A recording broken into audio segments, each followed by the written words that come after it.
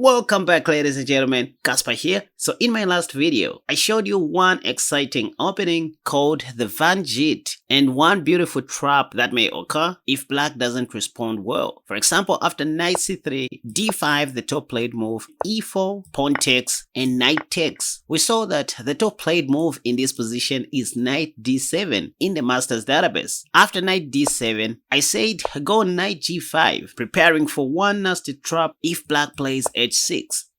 That's when you go knight e6, trapping the queen, because after all, if black takes, you have this mate into which black cannot stop with his elbow. And then we also looked at another beautiful plan to always keep in mind after the first three opening moves, where black does not play knight d7 this time, but instead knight f6, which happens to be the top played move in the Lichess database, by the way. I said after knight f6, instead of taking right away, which is okay, or playing knight g3, well, you can try to keep things interesting by going bishop d3, which will take most of your opponents out of their prep. But the thing is, after knight takes, you just want to take back and put your light squad bishop on f3, develop your king's knight on g3 through e2, and then play d4, c3, just like what we do in our Benoni strategic response that I published 3 days ago. Right, so before we look at the e5 response by black, where black plays pawn to d4 instead of taking, what do you do after pawn takes, knight takes, and bishop f5? Well, remember in the knight f6 line, I recommended the move bishop d3, but against bishop f5, you can still go bishop d3 if you want, or play the main line knight g3. I've seen white players also playing queen f3, which is not much of a stretch, even queen e2. And I'm giving you all these options so that I don't encourage memorizing. Knight g3 is the main line, after which black plays bishop g6, and then you go h4, wanting to trap that light squared bishop. The top played move is pawn to h6, after which you can now go pawn to d4, or first start with knight f3. Your plan is to go knight e5 given a chance. For example, after the top played move knight f6, this is when you can go knight e5 if bishop h7. Well, I just love this move, bishop c4, even though d4 is also playable. The plan is to go queen e2, by the way, so no need to worry about queen d4. Say pawn to e6 and then you go queen e2. That's the idea, given a chance you want to take on f7. For example, after black plays the top played move in the Lichess database, as you can see, knight bd7, this is when you can just sacrifice your knight on f7, double attacking the queen and the rook. I mean, if it takes, you just go queen takes e6 check, and after king g6, you have queen f7 checkmate. If black plays bishop d6, once again you can just sack your knight and you're good. What if they play queen e7? Well, now this is when you can go pawn to d4. And after knight bd7, you don't sack your knight because there is queen takes, so you just go bishop d2 if you want. Or simply something like bishop f4 here, so that if knight takes, you take back with your bishop. And after castle long, you castle long as well and start playing the game of chess. You are ahead in development in this position, so you should have no much difficulties. Word of advice, if you get stuck in the middle game, just think of eliminating your opponent's most active pieces. Like for instance, in this position, the light squared bishop is black's most active piece. So you want to get rid of it as soon as you can, and then start attacking. Bring your h-rook into the game, and then proceed. Anyways, back to the Geet opening after black plays pawn to d5. Again, the move you always want to play is e4. And you saw how beautiful this line is. But what if black plays the top played move pawn to d4? Well, after this, you want to play the reverse Nc3 defense, where you relocate your queen's knight to the king's side as highlighted. For example, knight ce2, here they play pawn to e5, after which it's up to you to go f4 if you want and oversimplify things, but what I like doing here is just to go knight g3, the reverse Nc3 by the way, and the top played move in the Lichess database here, as you can see, is pawn to c5, which I want to see because now I have bishop b5 check, they play knight c6, that's the top played move, and then I just take, pop, and after pawn takes, I go pawn to d3 to stop c4, and after bishop d6, well, I just go knight f3. If black ever plays bishop g4, I just play h3, chasing that light squared bishop away. So they usually play bishop e6, but knowing that black intends to play c4, I just go pawn to b3 here. If pawn to a5, I close the queen side like this. Look at this, the same thing that we do in the Nc3 defense with black pieces. If something like knight f6, This is where I just castle short and they do the same. And let me show you the game plan from here. You just want to put your F knight on F5. That's all. And you continue playing chess. For example, you begin with knight H4. And I don't know how many times you're going to see this, but most of your opponents will think your knight on H4 becomes a free knight after knight takes E4. Because they expect you to take like this so that they can take back their piece, forgetting you can take back with your knight. And after they play queen takes H4, you just become up a piece all of a sudden. This is what you're going to see in most of your games. Anyways, so that's what you can do after E4 and pawn to D4. Just think of playing the reverse Nc3 defense. By the way, there are so many things you need to learn, so I'll release some videos in the future where I show you some other responses on how you can continue playing this reverse Nc3 successfully. Anyway, enough of this knight C3 D5 line. What if black plays E5 on the first move? First of all, it's up to you to go back to the king's pawn game where you go E4 and then develop your last squad bishop. That's fine. If I want to keep things interesting, what I like doing is to go back to the 4 knights game and play the Belgrade variation, which goes as follows. Knight F3, knight C6 defending. Then instead of pawn to D4, I play pawn to E4 because at least I'm guaranteed black is going to play knight F6. That's the top played move in both the Masters database and the Lichess database, and this is called the 4 knights game.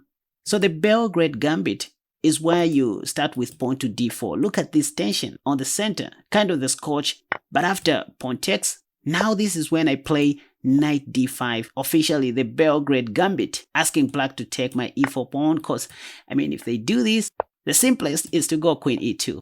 And if pawn to F5, this is where I play knight G5, trying to put more pressure on this knight. Not to mention that I'm preparing to go pawn to F3 to win a free piece. And by the way, if pawn to H6, this will be a mate in 2. If black plays bishop E7, knowing if I play F3, they're gonna take the knight, well, I just take like this, pop. And after F takes E4, I then take back on E4 with my queen. Yes, they do castle short, but there is this move, bishop C4, intending to do a little discovery, so they have to play king H8. And now, I put my bishop on D3 intending to mate like this. So I'm forcing black to make these weaknesses against their wish. H4, and then it's just a matter of time before destroying black. Besides, I have bishop H6 coming and highlighted moves. After playing knight D5, sacrificing this pawn, apart from queen E2, you can also try bishop D3, which attacks the knight immediately, and most of your opponents will play knight back to F6, and this is when you can go, queen E2 check. This is the beauty of the Belgrade Gambit, by the way, so that once bishop E7 is played, blocking the check, you can now mess up your opponent's pawn structure on the king side like this. Imagine you are playing this in a real tournament. Already, your opponent won't be able to castle short. You can castle short if you want, or first of all play bishop H6, stopping them from castling short, and then you go long. Up to you with your plan. If black doesn't take your sacrificed pawn, and let's say they, take your knight, well, you just take back like that, pop, chasing that knight away. They like putting this knight on E7, but let's see if they play knight B4. Well, if you want, you can take on D4, but if you do that, they'll just, grab their pawn back. So what I recommend is to go bishop C4 here, protecting your pawn first. By the way, if queen E7 check, you can just put your king on F1 safely. And if pawn to D6, pawn to A3 is very strong, almost trapping the knight. Then you have to play knight A6, after which you take back on D4 with your queen. And now look at all these threats. So this is just one of the lines you can play in the Belgrade Gambit. The last opening I would recommend is as follows. You start with knight F3, and after knight C6, again you transpose the game to the 4 knights game, and then you play this Magnesian move A3. This is called the Gansberg variation, and believe it or not, we want to sacrifice the knight on E5. By the way, even after bishop C5, the top played move in the Lichess database, you can still take, sacrificing your knight, knowing that after knight takes, you have pawn to D4 and you're going to get back your piece. In fact, the best black should do here is to play bishop D6. If they play the top played move again in the Lichess database, you have queen takes, and after something like knight C6, you just play queen D3, and it's just a matter of time. You're ahead in development with a better position. So Carlsen's opponent played G6, and this is where he sacrificed his knight, and after knight takes E5, just like in the Halloween Gambit, we saw this pawn storm D4, knight c6, d5. So Carlsen's opponent played knight b8. And then e5 was played. Look at these pawns, forcing the knight to go back to the kingdom of Babylon. And then pawn to d6. Anyway, the whole idea was after c takes and e takes, you're just one move away from forcing black to give back a piece after check. If they play queen f6, trying to win back the pawn, this is where you can go knight b5, by the way, supported by your light squared bishop, and you're just one move away from giving a check. If knight a6, stopping knight c7 check, you have bishop c4 and you just want to cast a shot and play rook e1 check. These are some of the ways you can continue playing from the Van Geet opening, by the way. Right, now let's look at the Sicilian version of this. So let's say you start with knight c3 and then black responds with pawn to c5. This is one of the moves that you're going to see, especially in blitz or bullet, where people have less time to think. Whoa, I have a simple plan for you guys, a simple recommendation. This may turn into the closed Sicilian, but what I like doing is to transpose into the Grand Prix attack, which is very easy to play since your queen's knight is already on c3. So you start with pawn to e4, and after something like knight c6, the top played move, well, you simply want to go pawn to f4, knight f3, and then before you play d3, you first of all free up your light squared bishop, getting it out of the pawn chain, and then you play d3. So after knight c6, the move you want to play is pawn to f4, now the Grand Prix attack. In this position, the top played move is pawn to g6 followed by pawn to e6. Quite honest, it doesn't even matter. Let's say pawn to g6 is played. Well, this is when you can now go knight f3, and after bishop g7, you really want to play pawn to d3. But not until you free up your light squared bishop. You don't want to block your light squared bishop. So play bishop b5. In the Grand Prix attack, we don't really care about the light squared bishop. If black plays knight d4, well, first, a4 is a move, knight takes d4 is also fine, but I find castle shot to be more flexible. Even if they take your light squared bishop, you can just take back, and then if a6, you simply retreat your knight back to c3. So this is just how simple the Grand Prix is. If knight f6, well, you can play e5 if you want, but pawn to d3 seems to be solid. You just want to have this pawn structure, and say after black castles short, your middle game plan is very simple and it will always be the same. Queen e1, and then you relocate your queen to the king side and just put as much pressure as you can. Play pawn to f5, your key pawn break in a timely situation. For example, after queen e1 and pawn to d6, you can simply go queen h4. You just have to be careful to certain tactics like pawn to c4. In the Grand Prix attack, you want to put your king on h1 as soon as you can, because there's always moves like queen b6, check, and then you might lose a piece. So after this, you can just play king h1 or just go knight c3. If pawn takes, you just take back, and then say black plays pawn to b6. This might be the right time for you to push your f pawn to f5. Even if it means sacrificing this pawn just to open up the king side, that's fine, go for it. If they don't do anything about this, by the way, and say they play bishop b7, you can just go bishop h6, for example. Given a chance, you just want to take pap. How can you possibly mate black with this, kingside attack? Say after g takes f5, you go knight g5, say pawn takes, and now here is our main prayer to take on g7, and after king takes, we sacrifice our rook so that if pawn takes, we can easily mate black on h7 like this. Or if black takes with the king, we just go rook f1 check, and after king e5, even though we can go queen g3 check first, there's this silent move queen f2 intending to mate with a pawn. If something like pawn to f5 here, well, again, you can just go pawn to d4 check, and after this, you have queen takes f5 check, say king g7, and now you mate black like this at the same spot. So this was just to show you how the attack can go in the Grand Prix. Again, you just remember to relocate your queen to the king side, play f5, and then play bishop h6. Then try to find a way of opening the f file so that one day you may sacrifice your rook on f6 and then mate black on h7 with your queen. Alternatively, if you don't want to be predictable with the Grand Prix attack and say you want to try something new, well, I recommend my elbow system against the Sicilian. So you first of all open up with the 2 knights, and after the top played move e6, instead of playing d4, you just go e5. If d6, you will play bishop b5 and get rid of that knight. And if pawn to d5, the top played move in the Lichess database, now this is when you go pawn to d4. By the way, this is just an alternative line that you can try if you don't want to play the Grand Prix attack.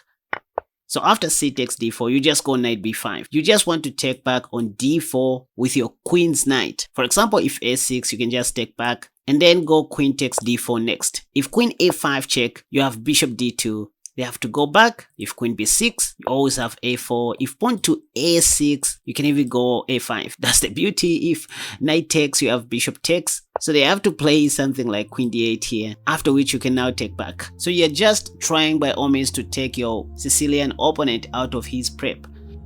After queen a5 check and bishop d2, if they don't play queen b6, at times you will see them playing bishop b4. But what I recommend here is just to oversimplify things, play pawn to c3, queen takes b2 will be met with knight d6 check, and then you take back.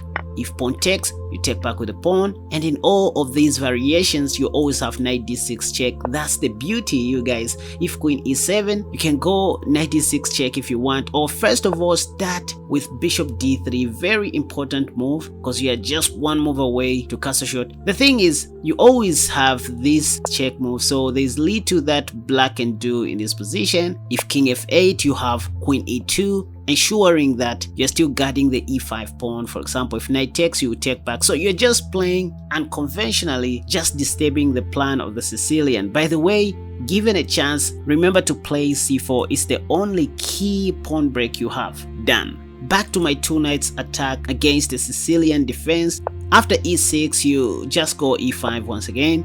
And if pawn to d5, this is what you want. Now you go d4, and after pawn takes, you know what to do. If they don't play queen a5 check or pawn to a6, and let's say they go bishop c5, well, this is when you can just take pap.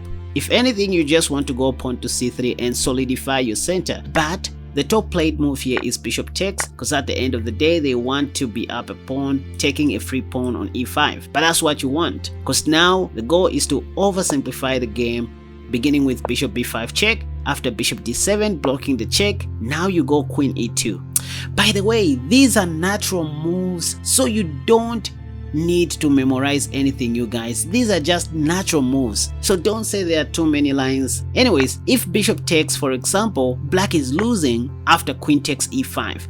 The bishop is under attack and the b7 pawn is under attack. f6 cannot even work due to queen takes e6 check, and on the next move you're going to win a free piece. So again, this is one way you can continue playing from the Van Geet opening if white plays the Sicilian defense. Great. So now you know that the Van Geet opening may also transpose to the 2 knights attack, even against the French, by the way. Once again, you can just go pawn to e4, and after d5, you go knight to f3. This is the 2 knights variation of the French. Similarly, if black tries to play the Caro-Kann, again, you can go pawn to e4, and after pawn to d5, you simply transpose this into the 2 knights attack. Great. I just wanted to show you these ideas. Please let me know what you think in the comment section down below, and guys, share this video if you can. Let us reach more and more people, because that will just boost my confidence level to bring more of these things to you. Now, time for you to go and check out my new e5 defense course, which I have also linked in the comment section down below. And I'm glad to say, so far it has received a lot of attention and people are getting it like crazy. So it's an opening response that you try against white's e4 opening. You're going to learn how to play against the Scotch, the Ruy Lopez, the Bishop's opening, 3 knights opening, the 4 knights game, the Vienna game, even the Italian game. So it's the complete e5 defense course that I just launched with my team. You better go and check it out. Thank you so much for watching this video. Until next time, have a wonderful day. Bye bye.